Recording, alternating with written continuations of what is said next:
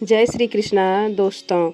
गरुड़ पुराण में कहा गया है कि भगवान श्री नारायण एकादशी का व्रत भगवत गीता, तुलसी देवी, ब्राह्मण और गौ माता, यह 6 इस आषाढ़ संसार में मुक्ति प्रदान करने वाली है और इन्हें षष्ठपति कहा गया है।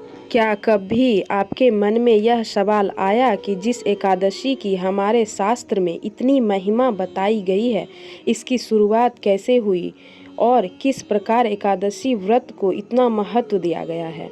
तो चलिए, एकादशी व्रत का नाम एकादशी कैसे पड़ा और इसकी शुरुआत कैसे हुई?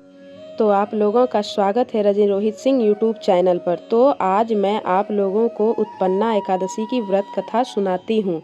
एक बार श्री कृष्ण के सखा अर्जुन ने श्री कृष्ण से पूछा, हे जनार्दन, आप कहते हैं कि सहस्त्र यज्ञ करने से जो पुण्य प्राप्त होता है उसकी तुलना भी एक एकादशी व्रत के पालन से मिलने वाले फल की तुलना नहीं की जा सकती। तो कृपया आप मुझे ये बताएं किस प्रकार ये इतनी मंगलमय बनी।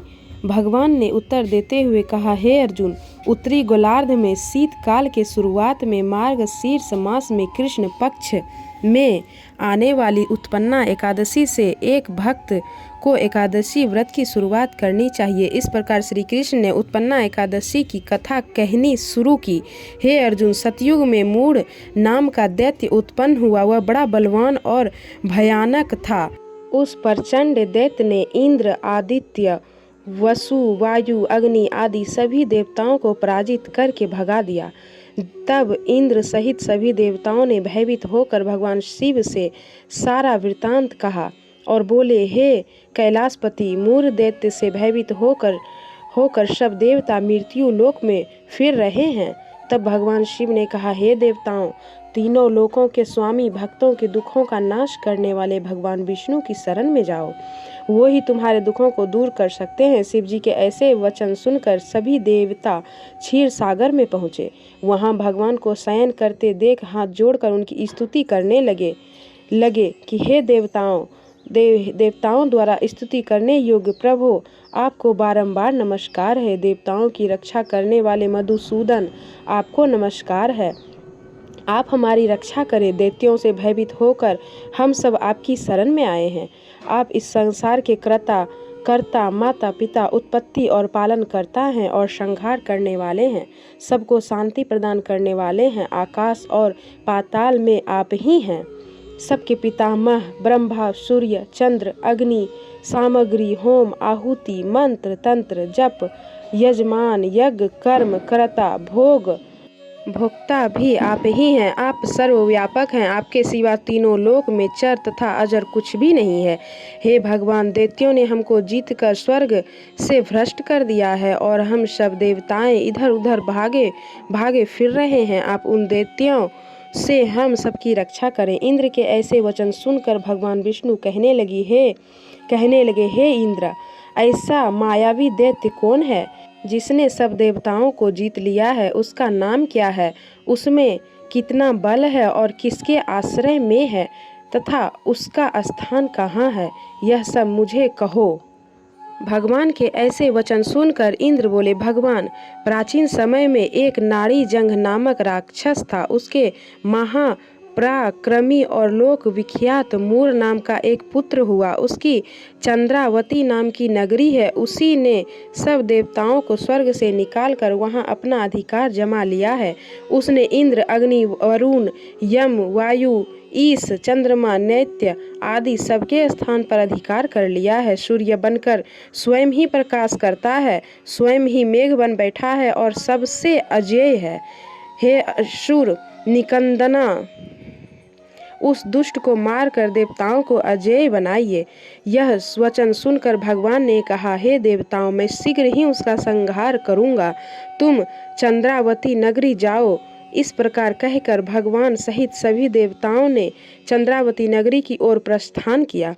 उस समय दैत्य मूर सेना सहित युद्ध भूमि में गरज रहा था। उसकी भयानक गर्जन सुनकर सभी देवताएं भय के मारे चारों दिशाओं में भागने लगे। जब स्वयं भगवान रणभूमि में आए तो दैत्य उन पर भी अस्त्र शस्त्र आयुध लेकर दौड़े। भगवान ने उन्हें सर्प के सामान अपने बाणों से बीध डाला। बहुत से दैत्य मारे गए, केवल मूढ़ बचा रहा। वह अविचल भाव से भगवान के साथ युद्ध करता रहा। भगवान जो भी तीक्ष्ण बाण चलाते वह उसके लिए पुष्प सिद्ध होता।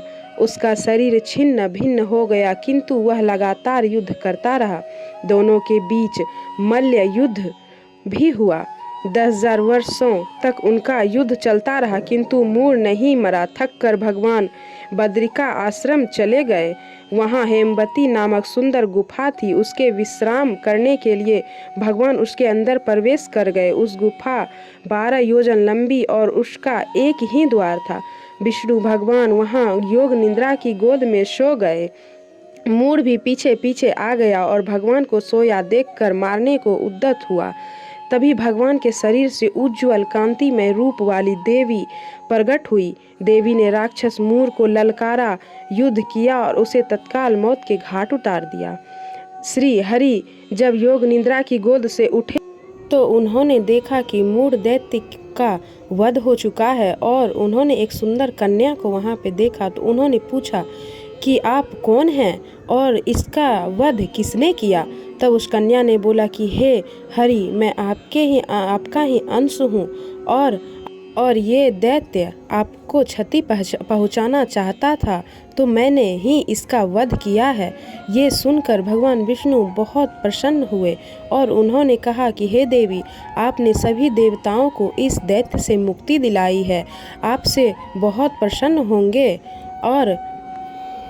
और मैं आपसे बहुत प्रसन्न हूँ। आप जो वरदान मांगना चाहती हैं, आप वो हमसे वरदान मांग सकती हैं। तब एकादशी ने भगवान विष्णु से वरदान मांगा कि उनके जन्मदिन उत्पन्ना एकादशी के दिन जो व्रत रखेगा उन पर भगवान विष्णु हमेशा प्रसन्न रहेंगे और उसे अन्न धन की कमी नहीं होने देंगे। साथ ही उन्हें सारे पापों से मुक्ति मिलेगी और मोक्ष की प्राप्ति होगी। इसलिए इस एकादशी उत्पन्ना एकादशी के दिन एकादशी देवी की भी पूजा की जाती है। विष्णु पुराण के मुताबिक इस दिन व्रत रखने से 1000 अश्वमेध यज्ञ और 100 राजसूय यज्ञ करने जितना पुण्य प्राप्त होता है। मान्यता है कि उत्पन्ना एकादशी करने से हमारे जीवन में सुख, शांति और समृद्धि आती है। तो आप लोगों को उत्पन्ना एकादशी की हार्दिक शुभकामनाएं। भगवान विष्णु आपके सारे दुख कष्ट हर ले। हमारी वीडियो देखने के लिए आप लोगों का बहुत बहुत धन्यवाद।